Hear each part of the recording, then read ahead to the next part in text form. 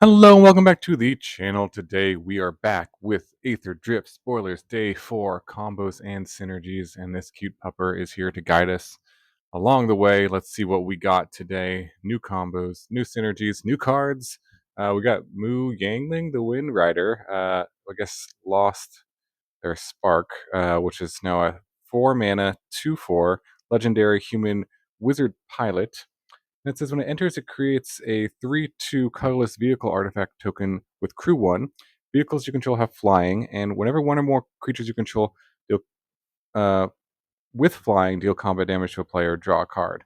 So this card reminded me of Enduring Curiosity quite a bit when I first saw it, and I think it's a fair comparison. However, I think this card is better and worse than Enduring Curiosity in some ways. I think the way you want to use this card is, and we'll see again as the set gets revealed, how good vehicles really are, and if there's sort of a vehicle deck that can be playable in standard, but you really want to lean into the vehicle power of this, because this can give you the same sort of card draw to some extent. You only can draw one card, I believe, because this is one or more creatures, and they have to have flying. So you could play this just with generic flying creatures, but it gives you a vehicle when it comes into play. So it works with potential artifact synergies, and there are some interesting artifact synergies. We got some affinity for artifact cards revealed today, and we'll talk about those, or just one. But also some cards that really care about how many artifacts are in play, and that is sort of a sub theme of this whole set. So that can matter. Of course, vehicles matter quite a bit in this set. Creating a vehicle on its own and giving all your vehicles flying could be quite good. So we've got the Subterranean Schooner already in standard, which is probably like one of the best vehicles, and is already in blue. So being able to play this and crew that right away, give it flying, attack, draw a card, that seems pretty good. Would then explore onto this, and giving it a flying would be pretty good as well. Um, we also was revealed the Thopter Fabricator, which is creates flying Thopters, which is useful. It is an artifact, and it is a vehicle itself. So that has some synergy there. But I think really this card works pretty well with sort of the pirate theme that we're thinking, or we're seeing here with the Fearless Swashbuckler. It's a nice curve here if you have that on 3, and then you play this, because this creates a vehicle for the Swashbuckler, right? And then you could crew the vehicle, and the Swashbuckler will give the vehicle haste, so then you could attack right away, and this would give the vehicle flying, so you could, if you got in, it would trigger the last ability of the Swashbuckler, right, to draw 3, discard 2. And then if you get in with the flying creature, the the vehicle that it creates, then you draw another card. So, and you're attacking for 6 damage. So that's pretty good. Drawing 4 cards and attacking for 6 damage seems like a nice kind of 1-2 punch. So maybe that's where you'd want to put this, in sort of the pirate deck that cares about vehicles. We'll see as we get the full set, but I think this card is not necessarily as powerful as Enduring Curiosity, but it does have different synergies. And let's just see exactly what kind of vehicle synergies we get before we reserve too much judgment on it. And I think it works pretty well with the Swashbuckler for sure. Okay, next up we've got the District Mascot, which is a 1 mana dog mount. It's good. It's a good boy, and he is a creature and he enters with a +1/+1 counter. It's a 0/0, so it starts as a 1/1, and it has pay 2 to remove 2 +1/+1 counters from the creature and destroy target artifact. Now that ability seems like it might be pretty good because, well, especially like in limited, but we'll see in standard how many artifacts are relevant. But being able to destroy extra artifacts, making this kind of like a 2-for-1 over the course of the game, or a 3-for-1 if you get to use its ability multiple times, seems pretty decent too. You know, this does work with Soul Cauldron. I've talked about that with like so many cards here, to kind of give that ability to other creatures. You could use it in that way. It also says when it attacks, you put a +1/+1 counter on it and you saddle it for 1. Um, so there is this big theme here, and we've got a 1-drop now to kind of complete this curve in this deck, where you got mounts that work with +1/+1 counters. We also have the Caradora that works with +1/+1 counters, can search up mounts and vehicles, as well as Miriam, which puts additional +1/+1 counters on creatures. So you kind of got this curve of the mascot into Miriam, and then we also have potentially maybe a 3-drop in the deck would be the Cloud Spire Captain, which pumps all your mounts by +1/+1, and it can saddle mounted vehicles if they're with his power 2 or greater. So kind of have a Lord for a mount deck as well. So interesting potential, I think, for this green-white deck. I think it could be decent, at least worth trying out. And it has kind of this +1/+1 counter sub theme in it, which is kind of cool too. So I think this card works really well. It's sort of a 1 mana mount, and I think it has some potential for sure. Okay, next up we've got the Demonic Junker, which is a 7 mana artifact, black artifact vehicle, but it has affinity for artifacts, so it costs 1 less for each artifact you control. And then when it enters, for each player, destroy up to 1 target creature that player controls. If a creature you control was destroyed this way, put 2 +1/+1 counters on the vehicle, cruise for 2, and it's a 4/3. So a lot of text on this card, but kind of at its base rate, it sort of is just a removal spell, basically, and it leaves behind a vehicle. You can also destroy one of your own creatures if you need to for some reason, or let's say there's a creature that's like, I don't know, locked down in some way with a pacifism on it. I don't know if people play that card really, but for some reason you want to destroy your own creature. You can get additional counters on the vehicle, which is nice upside. Seems pretty cool in Commander because it says for each player you get to destroy something. So multiplayer, it's pretty sweet. It does have affinity for artifacts, and I feel like we haven't gotten that written on a card in a while because the cards that usually get that are pretty broken. Um, but we do have an artifact land in standard, the scene of the crime, um, so that can power this out potentially. It also kind of works really nicely with the repurposing bay because its mana cost is 7. You could sacrifice it and get a cityscape leveler from your deck and put it directly into play. So that's something, and then you could sacrifice that, get a 9-drop portal to Phyrexia or something like that if you wanted to kind of go up the chain with repurposing bay. Maybe that's useful. Repurposing bay also makes this cost less because it is an artifact itself, so a lot of synergy there. Yeah, I'm going to talk about some more artifact synergy cards later as well. So again, we're really seeing this theme in the set: artifact synergy. Most of the cards, a lot of the cards, are artifacts or interact with artifacts in some way. So definitely something to keep in mind as we kind of see how easy it is to kind of build up a board of artifacts with this. Obviously, the easier it is, the better this card becomes. And it is, again, a vehicle which can matter for quite a few cards in the set, obviously. So next up, we've got the Explosive Getaway, which is a 5 mana for a sorcery, red and white. Exile up to 1 target artifact or creature, return it to the battlefield under its owner's control at the beginning of the next end step. It deals 4 damage to each creature. So this is an interesting effect. It feels a bit expensive to me. I mean, you wouldn't play it just to do 4 because there's other effects, other sweepers that are probably better. So if you're playing this card, you probably want some sort of synergy with bouncing your own things. It can like you can target your opponent's like token and like permanently get rid of it if the 4 damage wouldn't kill it. Um, or if they have a big creature that's like a blocker that you want to get out of the way in this attack. So kind of could be quite a blowout and limited, of course. But I was just thinking, what would you want to blink? Maybe the prototype creatures like a Steel Seraph would be pretty good with this to blink and come back into play. A Manifest Dread creature, for example. The Shipwreck Dowser would be kind of funny. I was thinking because you could just continually recur this every single turn. If you had a Dowser out and you played this, you just blink it, comes back, forward everything, forward everything, forward everything, turn after turn. I don't know. That would be pretty annoying, but something you could do. Let me know in the comments below if you have any other uses for this. That's just kind of what I'm thinking for the Explosive Getaway. Very cool card art and name for the card, but I don't know how useful it will be in standard, but definitely something to think about. All right, next up we've got some pretty good uncommons. I'm really liking, and one more rare as well. I'm really liking the power level to uncommons in this set, and even some of the commons are quite good. which is cool for making budget decks or just making your decks a little bit cheaper on Arena and paper. So I really appreciate when they create good uncommons that you can play. So your decks aren't just all rares in standard. Nestling Bot is a 1 mana artifact creature robot. It's a 1/1. Start your engines. And when this creature dies, you create a 1/1 colorless servo artifact creature token.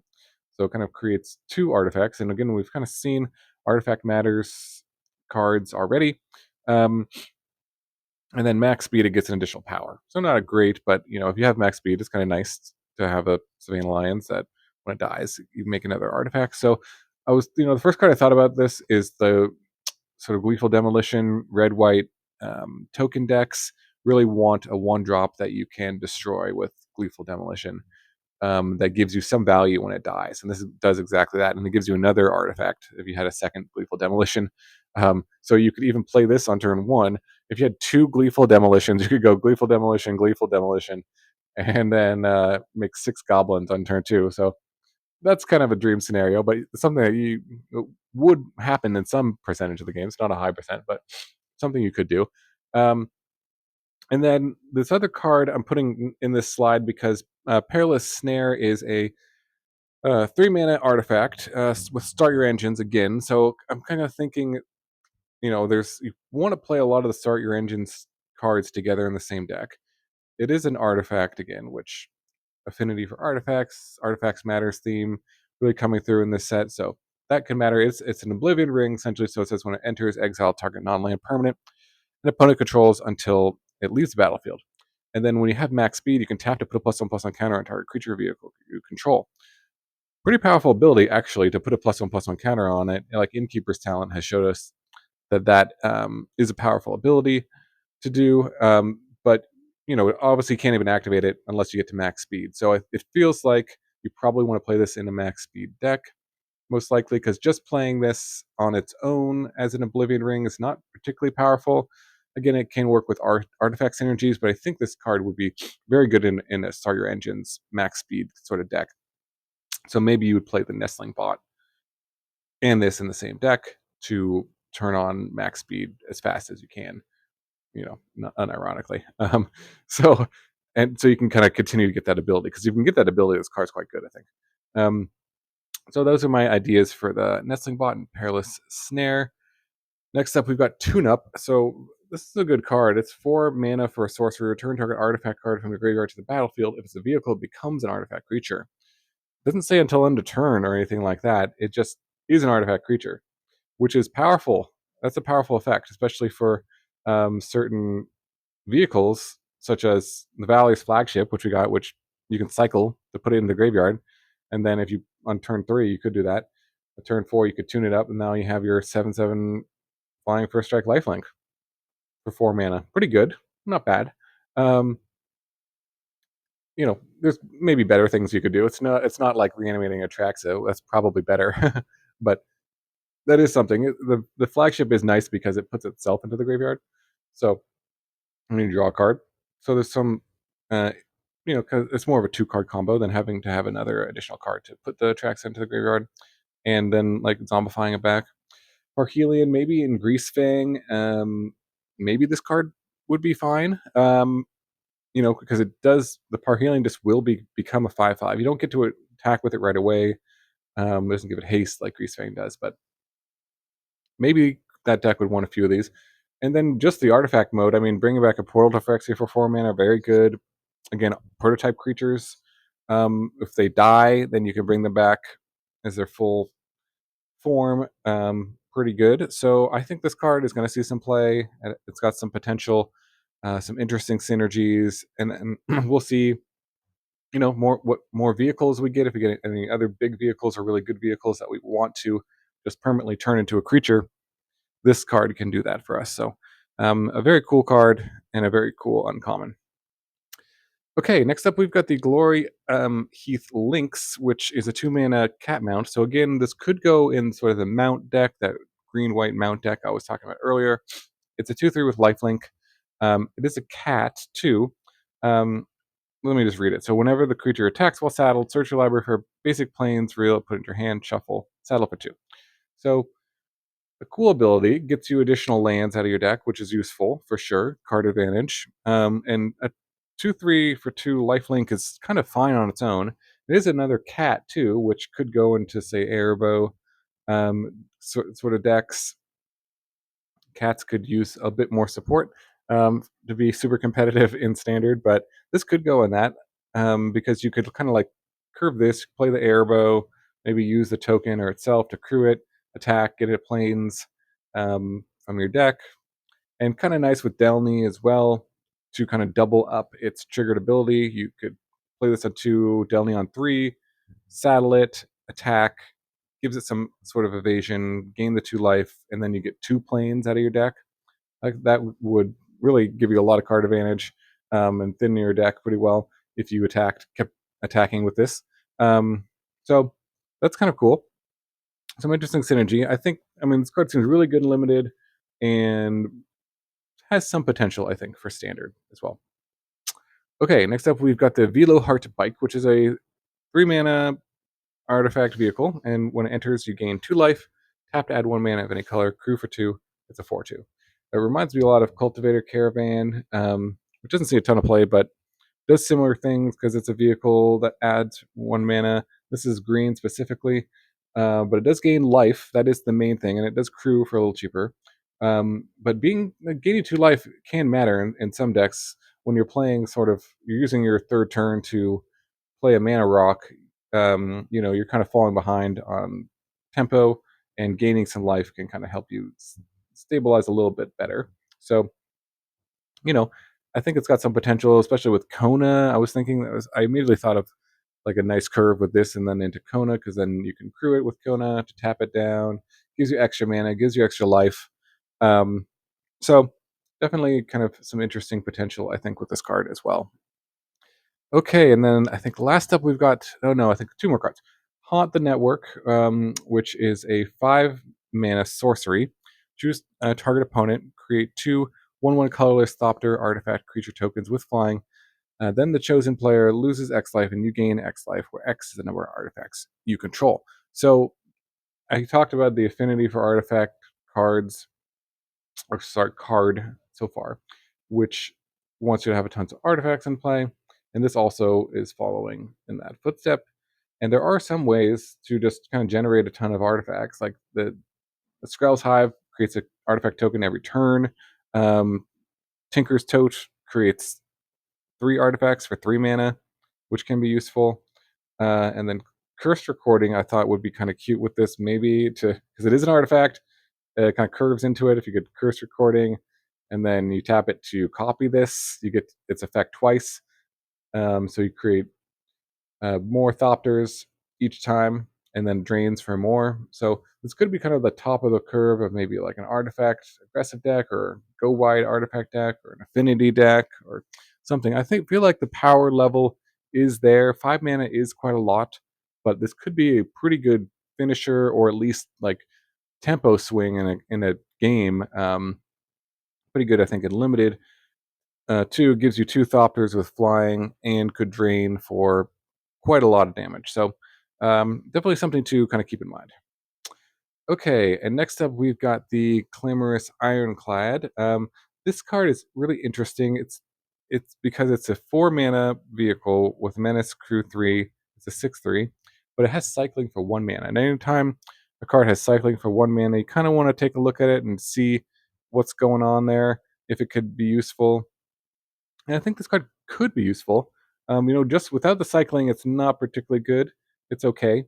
It's not the worst vehicle I've ever seen, but probably wouldn't play it. But it does have cycling, which you can use. There is sort of a cycling sub theme in this set. For example, the Marauding Mako, you could use that to just put a +1/+1 counter on it as you cycle. Maybe it works with like Delirium decks to fill up your graveyard with additional type of an artifact. Could this see play in Greasefang again? I don't know. Maybe it does. Cycle on turn 1, which is nice. And then if if it's your only vehicle. It's not the worst thing to bring back with Greasefang, because it, Greasefang crews it. It attacks for 6, and then it comes back to your hand. Then you can cycle again, draw another card. So there's some synergy there, which seems decent. Um, we'll see. I think this card has some uses, something to kind of keep in mind. Maybe we'll get some more. I talked about the reanimation spell that brings back any artifacts or vehicles. Could use that with this.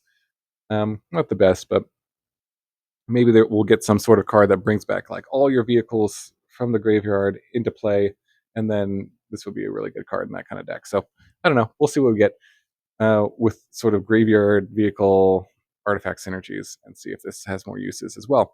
But I think it's a decent card overall. Okay, so that is it for today. Let me know what you think about the new Aetherdrift cards in the comments below. Really appreciate you watching. Appreciate the discussion. Hope you are enjoying the set. I'm totally open to feedback on the set reviews too. What is working, what isn't working, what you're enjoying. Kind of, if you want me to see the reviews in a different way or any other ideas, I'm totally open to that. Yeah, appreciate you watching. Hope you have a wonderful day, and I will see you in the next video.